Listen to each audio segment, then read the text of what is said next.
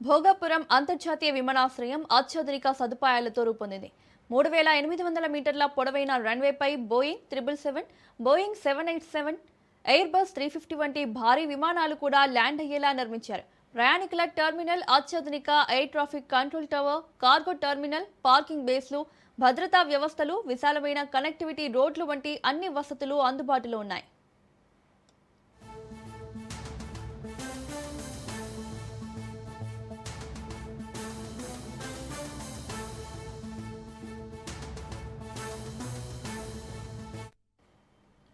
ప్రయాణికుల రాకపోకలతో పాటు cargo రవాణాపైన Bhogapuram airport ప్రత్యేక దృష్టి సారించింది.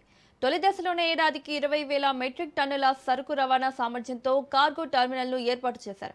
విశాఖ ప్రాంతంలోని ఔషధ పరిశ్రమలు, సముద్ర ఉత్పత్తులు, వ్యవసాయ ఎగుమతులకు భారీ ఊతమివ్వనుంది. ప్రారంభ దశలో హైదరాబాద్, బెంగళూరు, చెన్నై, ఢిల్లీ, ముంబై, కోల్కతా వంటి ప్రధాన నగరాలకు దేశీయ విమాన సర్వీసులు అందుబాటులోకి రానున్నాయి. ఆగస్టు 1వ తేదీన ప్రధానమంత్రి నరేంద్ర మోదీ ప్రతిష్టాత్మక భోగాపురం విమానాశ్రయాన్ని ప్రారంభిస్తారు.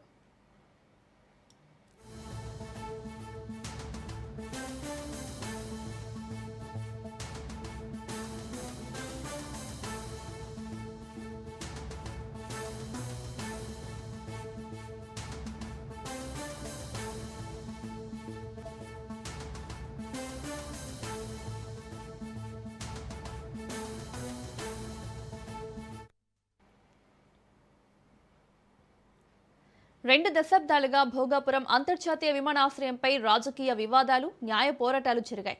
కానీ 2020-2024 మధ్య జరిగిన వేగవంతమైన అభివృద్ధి దశ చివరకు చేరుకోవడంతో ప్రతిష్టంభన తొలగించింది. 2020 మార్చి 30న ప్రాజెక్టు అవార్డు చేయబడింది. గ్రీన్ఫీల్డ్ విమానాశ్రయాన్ని జిఎంఆర్ ఎయిర్పోర్ట్స్ లిమిటెడ్కు అధికారికంగా అప్పగించింది ప్రభుత్వం. 2020 నవంబర్ 11న క్రిటికల్ క్లియరెన్స్ లభించింది. పౌర విమానయాన మంత్రిత్వ శాఖ నుంచి ఆమోదం లభించింది.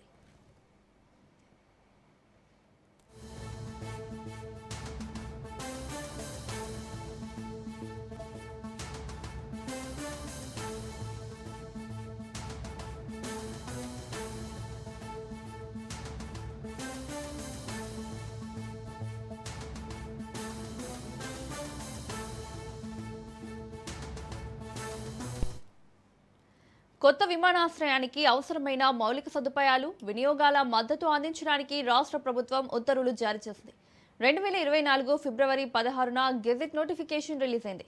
విమానాశ్రయానికి సంబంధించిన పరిపాలన అనుమతి వివరాలను తెలియజేస్తూ ఆంధ్రప్రదేశ్ గెజెట్లో నోటిఫికేషన్ ప్రచురించబడింది.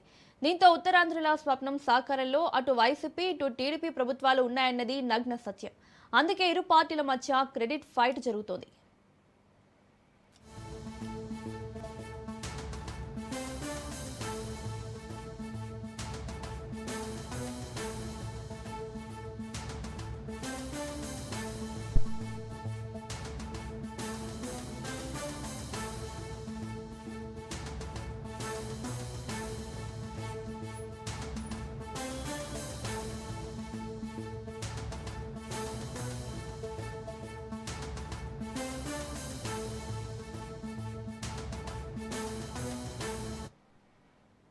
నవ్యాంధ్ర నవ్యోపథంలో పరుగులు పెడుతోంది. ఉత్తరాంధ్ర అభివృద్ధిలో మరో కీలక అధ్యాయం ప్రారంభం కానుంది. భోగాపురం అల్లూరి సీతారామరాజు అంతర్జాతీయ విమానాశ్రయం ప్రారంభానికి సర్వం సిద్ధమైంది. 4,500 కోట్ల రూపాయల వ్యయంతో నిర్మించిన గ్రీన్ఫీల్డ్ ఎయిర్పోర్ట్తో ఉత్తరాంధ్ర ఆర్థిక, పారిశ్రామిక, పర్యాటక రంగాల్లో జోష్ కనిపిస్తోంది.